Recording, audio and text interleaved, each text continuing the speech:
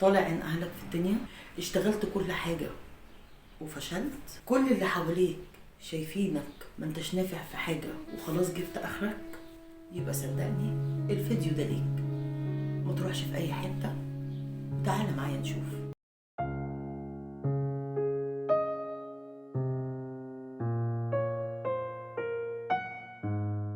السلام عليكم ورحمة الله وبركاته.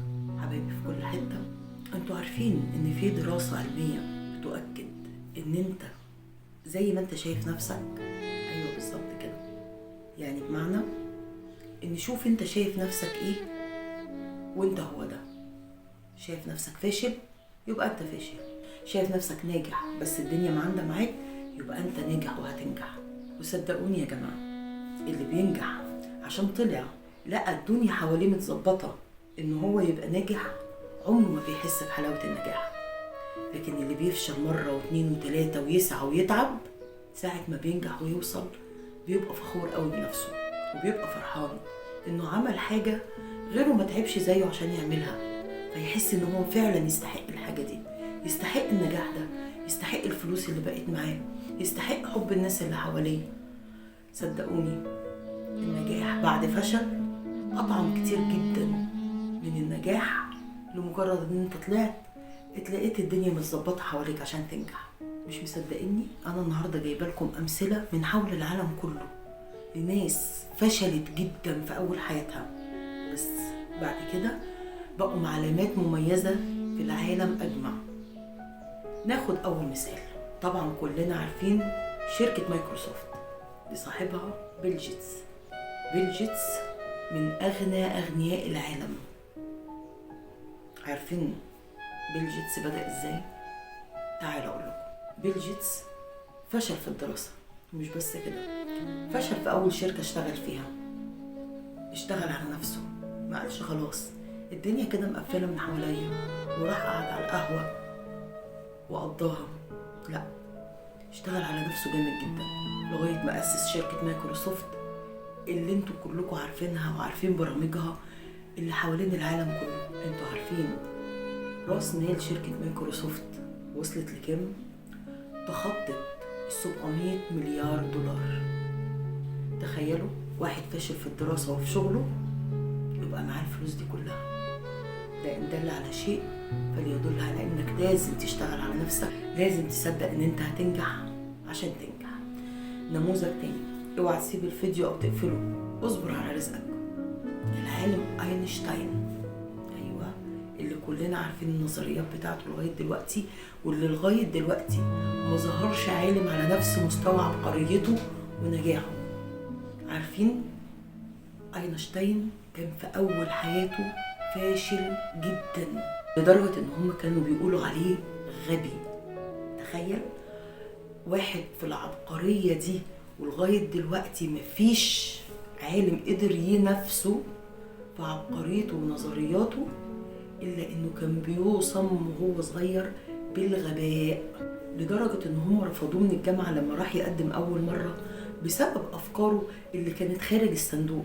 ما كانش بيفكر زي اللي حواليه. لكن لغاية دلوقتي مين ما يعرفش أينشتاين؟ اوعى تيأس. النموذج الثالث، ألفيس بريسلي، المغني الشهير. أكيد كلنا لغاية دلوقتي بنسمع عنه. لما ظهر أول مرة على المسرح عشان يغني، مدير أعماله قال له يا ابني أنت مش نافع في الغنى، ارجع لشغلانتك القديمة وخليك في سواقة العربيات، وشوح له بإيده كده. لكن بريسلي نفض له وما سمعش منه وفضل مستمر لغاية ما بقى أشهر مغني في مجاله لغاية دلوقتي، رغم إنه مات من سنين طويلة قوي. ما تسمعش الكلام اللي حواليك إنك فاشل ومفيش منك رجاء. طول ما ده شغال تقدر توصل. برضو معانا نموذج كلنا عارفينه وبنسمع عنه لغاية دلوقتي، توماس إديسون. طبعا اختراعاته مالية الدنيا حوالينا وسهلت علينا حاجات كتير. هو كان فاشل جدا في أول حياته، لكن دلوقتي اختراعاته كلنا عارفينها.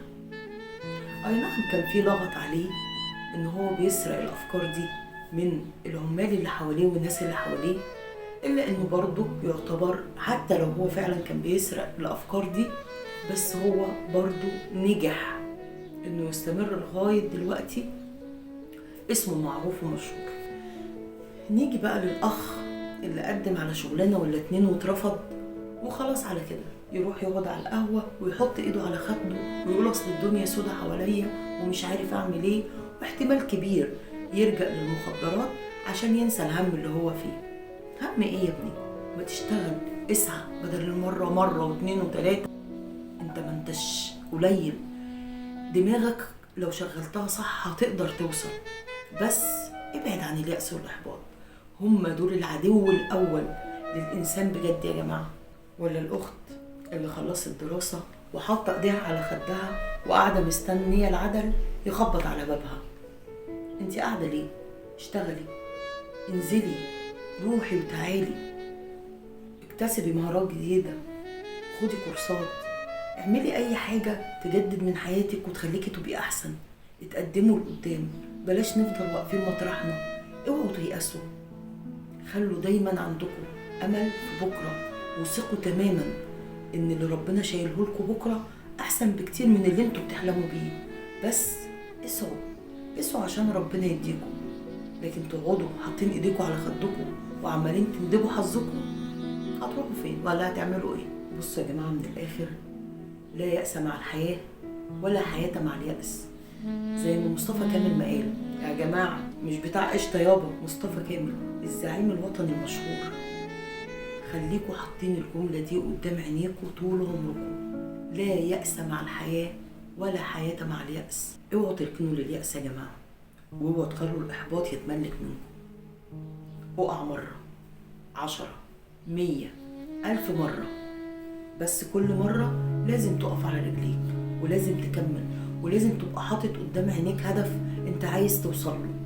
مهما بقى الدنيا خبطت فيك، مهما الدنيا وقعتك، خلي الهدف قدام عينيك واوعى تيأس، واوعى تقول ان انت مش هتقدر تكمل. هتكمل وهتوصل وهتنجح وهتحس بطعم النجاح ساعتها، لانك وصلت له بعد تعب. صدقوني بكرة احلى. كانت معكم سماح الطيب وبرنامج على المصطبة. هستنى اشتراككم واللايك والشير لو الحلقة عجبتكم. سلام عليكم.